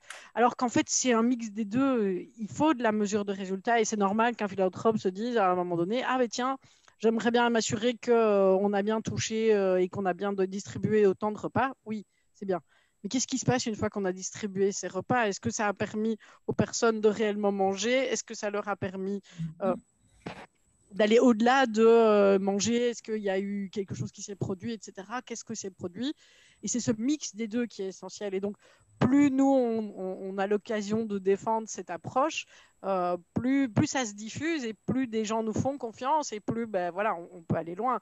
Évidemment, on a conscience que derrière, il y a des réalités qui sont parfois plus fortes que nous, mais en tout cas, n'hésitez pas, nous, on est prêts à aller défendre notre approche auprès d'autres personnes. Mais c'est vrai, parce que c'est ce qu'on fait, on prend notre bâton de pèlerin, et alors, là-dessus, il faut, on a dit remercier la région Wallonne, mais alors surtout, les deuxièmes personnes qu'on doit remercier, c'est les entreprises qu'on accompagne. Elles sont nos meilleures ambassadrices. Aujourd'hui, on a la chance de pouvoir aller accompagner encore d'autres entreprises, etc. C'est parce qu'il y en a qui parlent de nous notre approche, de l'approche VIS, de l'approche vraiment qui vient du terrain. Et donc, si vous avez des entreprises sociales qui se posent des questions, etc., n'hésitez pas à les renvoyer vers nous. On ne demande pas mieux que de venir et être un outil alors, supplémentaire, mais une autre approche de l'évaluation d'impact à côté des autres. Parce que oui, on doit se battre pour dire qu'il ne faut pas un seul outil. Ça ne marchera pas, un seul outil pour toute la diversité de l'économie sociale, c'est impossible. Peut-être ajouter pour ça qu'on est ouvert au fait de pouvoir continuer à diffuser notre démarche, mais on est aussi ouvert au dialogue avec d'autres démarches d'évaluation d'impact social ou d'autres méthodes d'évaluation d'impact social qui auraient été proposées. Nous, on est ouvert à entrer en dialogue aussi avec les porteurs de ces autres méthodes sans pour autant remettre en question nos fondamentaux, mais je crois que c'est une méthode qui n'est pas gravée dans le marbre, hein. Elle évolue encore, elle évoluera encore grâce au projet Denis, et donc nous on essaye, hein, pour ça que maintenant le CIRTES est impliqué dans le projet Denis, etc. On essaye de vraiment continuer à favoriser cette question de comment garder la richesse de la diversité. Je crois que c'était vraiment un questionnement au cœur de la démarche proposée.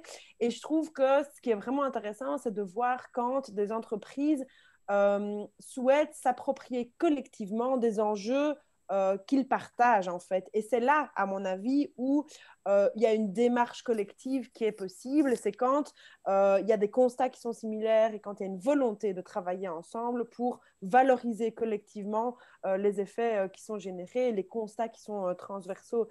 Mais forcer la vision transversale ou vouloir faire rentrer toutes les entreprises dans une seule case, ça ne marchera pas. Pour moi, ça doit pouvoir se nourrir par le terrain et c'est comme ça que ça portera ses fruits. En tout cas, merci beaucoup pour votre intervention. J'ai encore une toute petite question, si vous me permettez. Bien sûr, oui. Donc, avec Belgium Impact, on a voulu inspirer, interconnecter et informer. Donc, tant horizontalement du secteur que des organisations qui appuient, coaching, upscaling, financement, legal, tout ça, c'est notre deuxième pilier. Dans le deuxième pilier, il y a plein d'organisations qui nous contactent pour dire, voilà, nous avons notre méthode d'impact et il y a quand même pas mal de différences entre les différentes méthodes. Maintenant, vous écoutant, vous avez ce travail-là, je me demande s'il serait utile qu'on ajoute carrément un pilier impact pour au moins pour accentuer les différentes approches au niveau de l'impact. Oui. Mais je crois que continuer la réflexion sur cette notion d'impact social et sur ces enjeux liés à l'évaluation d'impact social, c'est essentiel et c'est vraiment faire avancer le secteur et faire avancer, alors non seulement les entreprises sociales, mais aussi, on l'a vu, hein, toutes les entreprises qui gravitent autour, qui génèrent aussi des effets sociaux et environnementaux et qui souhaitent en rendre compte. Et donc, pouvoir continuer à travailler là-dessus, moi, je trouve que c'est vraiment intéressant, en tout cas au niveau de notre centre de recherche, et je sais aussi qu'au niveau des partenaires, c'est ce qu'on continue de faire, hein, que ce soit en menant des démarches d'évaluation d'impact social ou en continuant à réfléchir dessus. Donc, je crois vraiment qu'il y a un intérêt à faire entrer en dialogue les différents porteurs de ces démarches.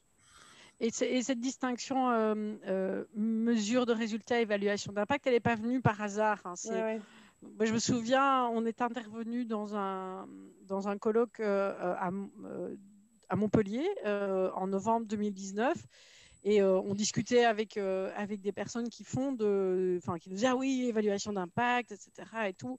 Et c'est vraiment à un moment donné, moi je me souviens en tout cas, et je pense que j'étais pas la seule dans le projet Vie, je me suis dit, mais en fait, on parle pas de la même chose. Et ce moment où on s'est rendu compte qu'on ne parlait pas de la même chose a permis de dépasser justement ce côté « Ah oui, moi je fais ceci, ah oui, moi je fais ça, et en fait vous n'êtes pas d'accord. » Mais non, en fait, on ne parle pas de la même chose. Les deux sont extrêmement importants. C'est normal qu'à un moment donné, un financeur privé, public, puisse dire « j'ai besoin de m'assurer à un moment donné que vous faites bien ce que vous dites ». C'est normal qu'il y ait cette demande-là de pouvoir dire « est-ce que vous avez remis des personnes dans l'emploi ? Est-ce que vous avez accueilli qu'il y ait des indicateurs de réalisation, des indicateurs de résultats ?» Voilà. C'est tout à fait normal.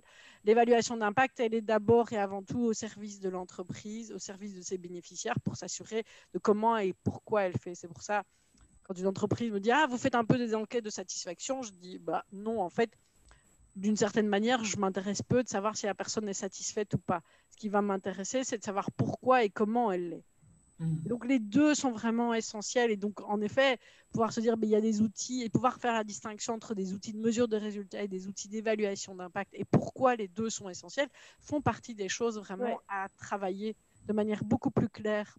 Et ça, on s'en est rendu compte à la fin presque du projet VISE. Cette façon que les langages n'étaient pas les mêmes et que ça mériterait encore 4 ans de recherche-action sur le sujet.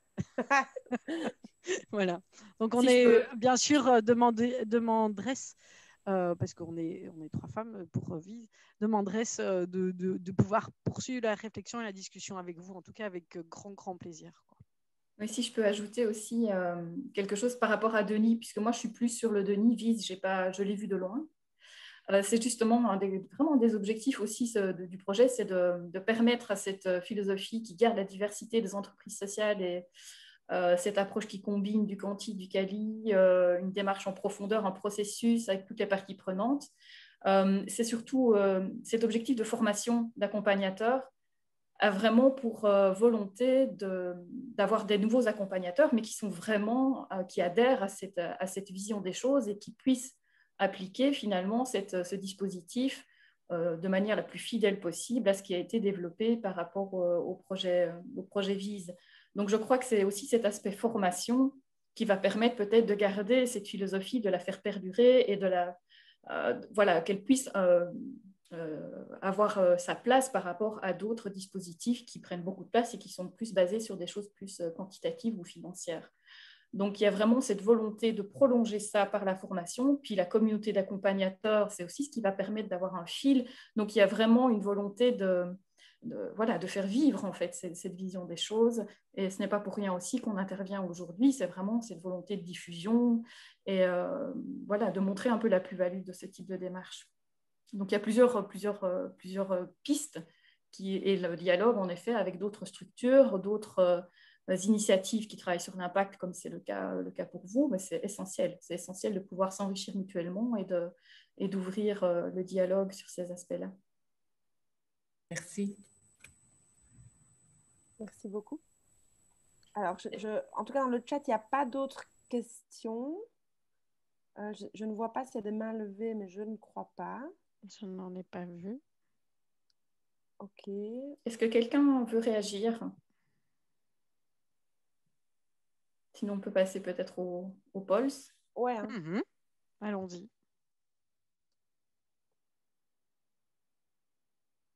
Catherine, on ne t'entend pas? Je me réactive. Il y a une nouvelle intervention, oui. Ah, une intervention. Bien. Oui, pardon. Monsieur Borsu, qui réagit en disant « L'analyse d'impact, c'est une photo cinétique des différents niveaux de valeur qu'apporte l'entreprise, pas exclusivement l'économique, c'est essentiel. À disséminer dans le futur dans nos secteurs, mais pas exclusivement. L'économie qu'on qualifie de classique est aussi en attente et je trouve que c'est une excellente source de changement sociétal par l'étude et l'analyse et pas par des débats philosophiques. » Effectivement, hein. Je crois que si notre démarche a été conçue pour les entreprises sociales et adaptée vraiment à leur spécificité, il y a des tas d'autres, ça c'est une vision plus macro de l'ensemble, mais les frontières sont vraiment mouvantes. Il y a des tas de petites PME ou de structures plus importantes qui contribuent de manière considérable à générer des effets sociaux, environnementaux, et donc qui pourraient, en fait, pourquoi pas, chercher à évaluer leur impact social par notre méthode. Hein. Il y en a pas mal qui cherchent déjà à l'évaluer. Il y énormément de très grandes structures qui le font très, très bien. Mais par contre, c'est vrai qu'il y a des éléments spécifiques aux entreprises sociales, notamment liés à des pratiques spécifiques qu'elles mettent en œuvre, qui génèrent elles-mêmes des effets et que notre méthodologie permet, la démarche qu'on propose permet de rendre compte de tout ça. Donc, je ne sais pas, Monsieur Borsu, si vous souhaitiez préciser peut-être votre intervention ou si vous avez une question plus précise par rapport à votre réaction.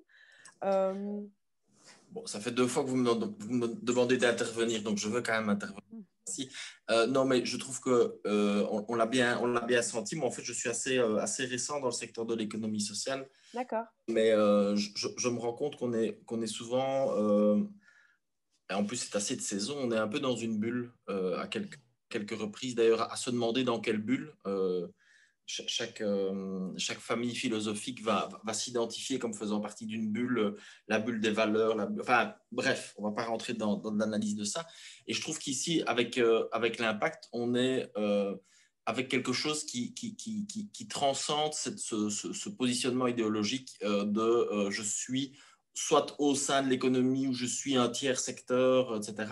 Ici, on est avec un moyen d'analyser un impact, d'ailleurs, et on peut même réfléchir à la définition de quelles valeurs on va étudier dans cet impact en ouvrant la question et pas en se ciblant uniquement sur l'économique. Et je trouve que là, on est vraiment avec un outil de transformation du monde du travail, j'ai envie de dire, qui est… je suis aussi président d'ATOI, entreprise d'insertion, donc c'est pour ça que je mets la focale sur la question du travail. Mais je trouve qu'on a vraiment un outil qui est plein de promesses. Et c'était aussi l'objet de ma première intervention sur la question du quantitatif, où à un moment donné, il faut aussi pouvoir parler la langue de l'autre côté de la frontière, parce que qu'on le veuille ou non, il y en a quand même une de frontière. Donc, il faut quand même aussi pouvoir parler la langue, et donc c'est toute cette adéquation et cet équilibre difficile qu'il faut pouvoir maintenir dans la démarche. Voilà. Tout à fait. Oui. Merci, je n'aurais pas pu mieux dire. Vous avez bien fait d'intervenir.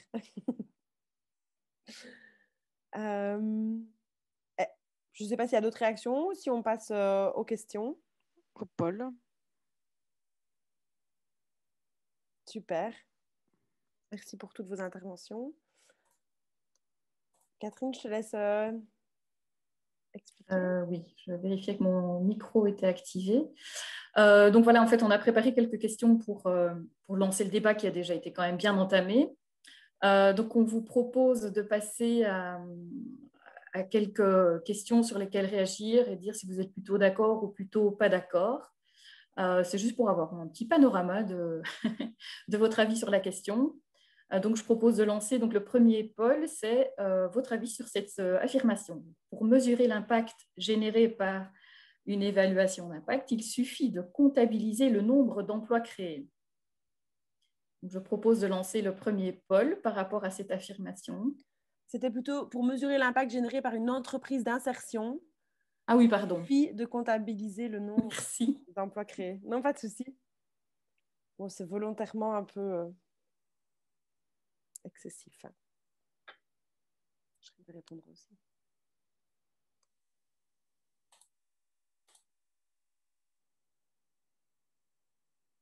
Et donc ici, on a vraiment pris le parti d'aller dans des extrêmes.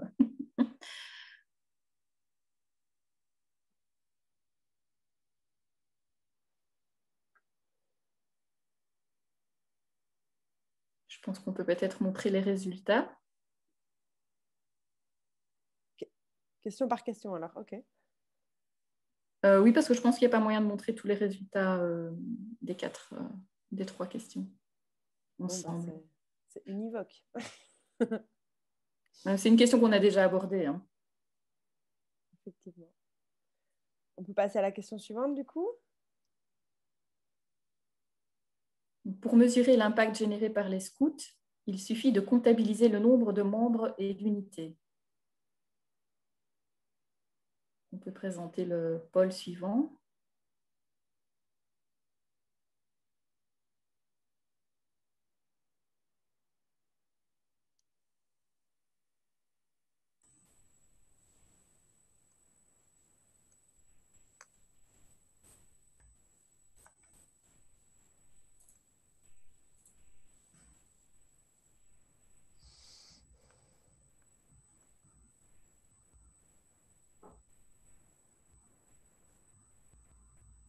Je pense qu'on peut montrer les résultats aussi. Ça devrait aller assez vite pour y répondre.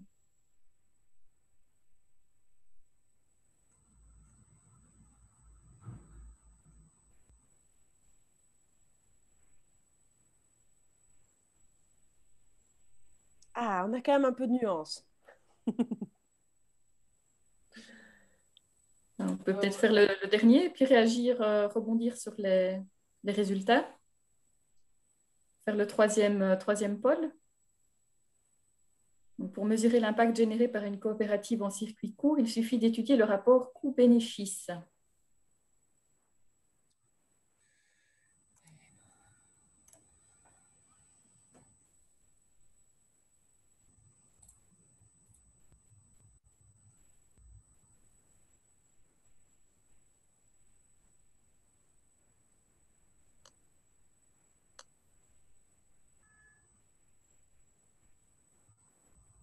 Je pense qu'on peut montrer les résultats. J'espère que je ne vais pas trop vite. C'est intéressant qu'on ait quand même les 4%. Heureusement. Hein.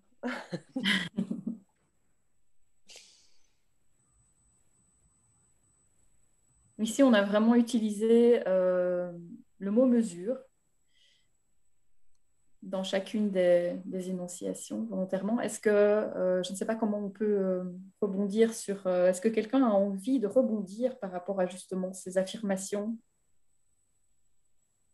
éventuellement nuancées ou s'il y a des choses sur lesquelles argumenter, ce que ça évoque éventuellement pour vous dans vos expériences au sein de votre entreprise? J'ai l'impression que tout le monde est fatigué. Oui. Bon, ben, de manière générale, ici, oui, je te laisse la parole. Bah non, mais c'était juste pour dire qu'à la fois, il y avait la notion de mesure et à la fois, il y avait la notion de « il suffit de ». Comme si, voilà, on a bien compris, hein, je crois, par les éléments qu'on a apportés plus haut, que notre vision de l'évaluation d'impact social ne s'inscrit pas dans cette notion à la fois de mesure, ou en tout cas uniquement de mesure, et cette notion de se satisfaire de ça. Donc, je crois que la plupart des participants étaient d'accord avec cette vision. Je ne sais pas s'il y a grand-chose d'autre à ajouter. Je crois qu'on peut sinon passer aux questions suivantes. Oui. J'essaie, hein. Mais parfois ma flèche met un peu de temps, je ne sais pas pourquoi. Donc, ici, il faut que j'appuie dessus. Je vais essayer avec la souris. Je pas mieux. Voilà. Ici, on avait une question qui était plus sur l'implication des pouvoirs publics par rapport à ces évaluations d'impact, donc que ce soit à un niveau local, régional ou même international, que ce soit européen. Donc, on va passer, de nouveau, c'est un peu d'accord, pas d'accord. Hein, le premier pôle sur cette question. Avec l'obtention d'une bourse impact social financée par les pouvoirs publics, je vais pouvoir rendre compte des effets réellement générés par mon entreprise sociale. Donc, est-ce que vous êtes plutôt d'accord ou pas d'accord avec cette affirmation-là? C'est toujours un peu binaire. Hein.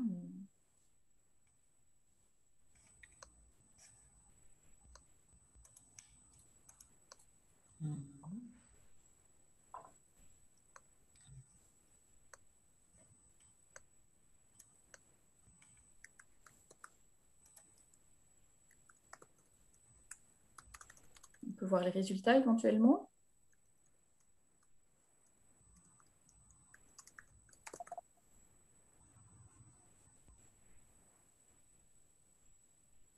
Ok, intéressant. On peut peut-être passer à la deuxième question, puis après on nuancera. D'accord, donc le pôle suivant. Avec l'obtention d'une bourse impact social financée par les pouvoirs publics, mon entreprise sociale va pouvoir accéder à, c'est le pôle qui vient se mettre sur mon écran, à de nouvelles formes de financement, que ce soit des formes de financement au niveau privé ou au niveau public. Êtes-vous plutôt d'accord ou pas d'accord?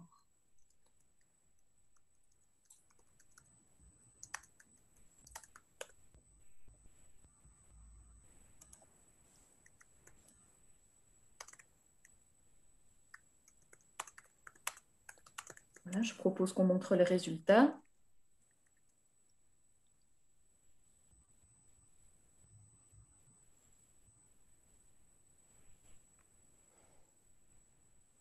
Donc, sur la première question, on avait la question des effets générés. Ici, accès à de nouvelles formes de financement.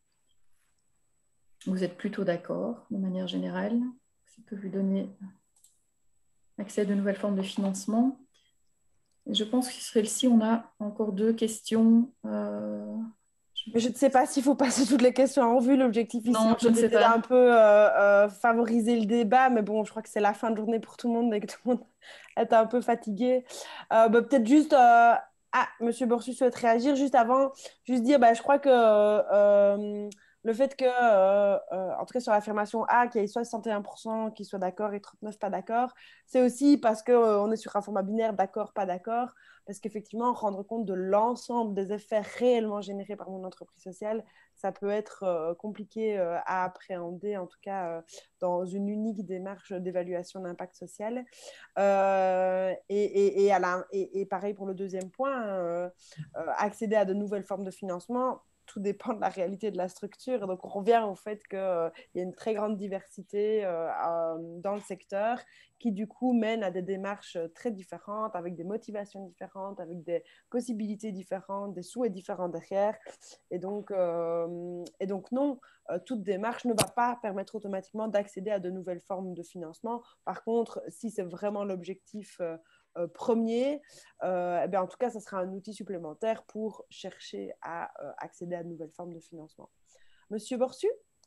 Oui, je trouve qu'il y a un sous-entendu dans la question que je voudrais lever parce qu'en fait, il y a 2 éléments qui me semblent vraiment fondamentaux. Le premier élément, c'est que je trouve que la région wallonne, et je salue d'ailleurs M. Verboed et M. Rasson, j'ai vu qu'ils étaient parmi nous. Ouais. La région wallonne, je trouve, est pleinement dans son rôle de pouvoir public à un moment donné, dans un momentum particulier qui en plus correspond à un momentum de crise au niveau sociétal. Et ça, on peut dire que le secteur a eu le nez fin par rapport à ça. À un moment donné, le fait de financer des bourses pour créer un mouvement nouveau, avoir quelque chose d'incitatif pour orienter, je vais dire, dans un certain sens. Je trouve que c'est assez porteur de sens. On peut se rappeler, même si certains vont sourire quand on voit de la manière dont c'est mené par la suite, mais les primes au photovoltaïque, à un moment donné, ont réellement créé un nouveau marché et de nouvelles habitudes de consommation. Donc, je trouve que les bourses, elles ont un réel intérêt. À ce niveau-là, c'est vraiment le bon moment, en moment de début, pouvoir initier. Parce que je trouve que la question de la réflexion sur l'impact social, c'est quelque chose qui devient une nouvelle façon de nous raconter et de voir notre métier et de voir nos entreprises. Ça devra, je pense, dans le futur, faire partie de l'ADN de notre communication et de l'ADN de notre mode de fonctionnement. Cette question de l'objectivation plurielle et pas que sur la vocation économique, je pense que c'est quelque chose qui est vraiment très, très important pour le futur. Qu'on lit ça du subventionnement ou hors subventionnement, à la limite, peu importe, on verra. Mais je pense que c'est à un moment donné un mode de fonctionnement, un mode d'analyse de notre travail qui, à un moment donné, c'est vraiment dans ce sens-là qu'on doit aller, pouvoir avoir une vision multiple, variée des différents niveaux de valeur dans lesquels notre entreprise intervient et apporte quelque chose à un niveau sociétal. Super, ouais, merci. Alors, Frédéric Rasson réagit en disant « Pour le financement, tout dépend aussi de la sensibilité du décideur politique sur l'impact exposé, j'imagine, plutôt qu'explosé. Cela dit, par sa mise en lumière, cela apporte une plus-value à la redevabilité et l'analyse de statistiques macro-éco. » Oui, hein, effectivement, je crois que... je ne sais pas, Frédéric, si... Mais oui, en fait, ce qui se passe, c'est que de plus en plus, on parle de budget en base zéro, où on doit toujours apporter la preuve de l'utilité d'un financement public. Et c'est là où, justement, on peut avoir, grâce à différentes analyses d'impact, des éléments qui viennent dépasser les simples statistiques macro et statistiques économiques. Et comme tu disais tout à l'heure, cet aspect redevabilité qu'on a tous dans nos administrations actuellement, et pour la région wallonne encore plus, vu qu'on va passer sur ce fameux budget en base zéro, où tout denier public doit être justifié. Et donc, le fait d'apporter un éclairage supplémentaire par une analyse d'impact pourra aussi, en fonction forcément de la sensibilité du décideur politique, apporter des éléments qualitatifs supplémentaires et dépasser cet aspect parfois un petit peu quantique. Voilà. Ouais, on revient sur l'intérêt de combiner, je crois, des approches différentes sur un même objet. Hein. Et puis, il faut aussi bien comprendre que les éléments, les décisions ou les pressions ou les choix qui sont faits au niveau de l'administration s'inscrivent aussi dans un cadre plus général que j'évoquais au début, hein, mais de nouveaux modes de financement public, New Public Management, etc., nouveaux types de financement public qui font que voilà, on est pressé à tout niveau, quoi. Alors, moi, mon avis, Catherine, est que ça ne sert à rien de tirer en longueur avec l'épaule. On voit bien que ce n'est pas très facile de réagir par rapport à ça. Peut-être alors un dernier tour pour voir s'il y a encore d'éventuelles réactions, commentaires, suggestions, interpellations. Et s'il n'y en a pas, on va clôturer. Mais n'hésitez pas à lever la main. Je ne vois pas de réaction. Donc, Catherine, je te laisse clôturer alors. Vas-y, Catherine. Oui. Je ne me vois plus, ça me perturbe, j'ai perdu l'image. Ou Joanne, tu devais clôturer, je ne sais pas. Oui, moi je voulais juste remercier tout le monde et bien répéter qu'on est vraiment disponible et disposé à venir, que ce soit présenter VISE ou certains accompagnements qu'on peut faire. Vraiment, n'hésitez pas à nous solliciter parce que ça fait aussi partie de notre travail, pas seulement d'aller en entreprise, mais aussi de défendre notre démarche qui est vraiment le fruit d'un gros travail. Donc, voilà, vous avez nos adresses e-mail, contactez-nous, on est disposé et disponible pour faire ce travail. Et puis aussi dire que le show continue parce qu'avec le projet de Nid, on continue à travailler sur ces thématiques-là. Ce n'est pas une thématique qu'on laisse de côté avec un financement terminé. C'est vraiment quelque chose de transversal, de fond, sur lequel je crois l'ensemble des structures continuent à se mobiliser et des tas d'autres acteurs aussi. Donc voilà, ce n'est pas fini. En tout cas, merci à tous, je répète, hein, merci à tous pour votre participation cet après-midi. C'est vraiment des échanges très enrichissants et intéressants. Et bonne fin de journée à tous alors. Juste vous remercier brièvement les 3 oratrices aussi pour la belle publicité qu'elles ont fait sur leurs études qui intéressent beaucoup de monde. Et je crois que c'était l'occasion de faire une belle publicité pour cette démarche. Voilà. Merci d'avoir donné l'opportunité de le faire. Oui, voilà. Merci aux organisateurs. Hein. C'est une organisation vraiment qui roule. Merci à tous. Merci beaucoup. Au revoir. Au revoir. Merci, au revoir.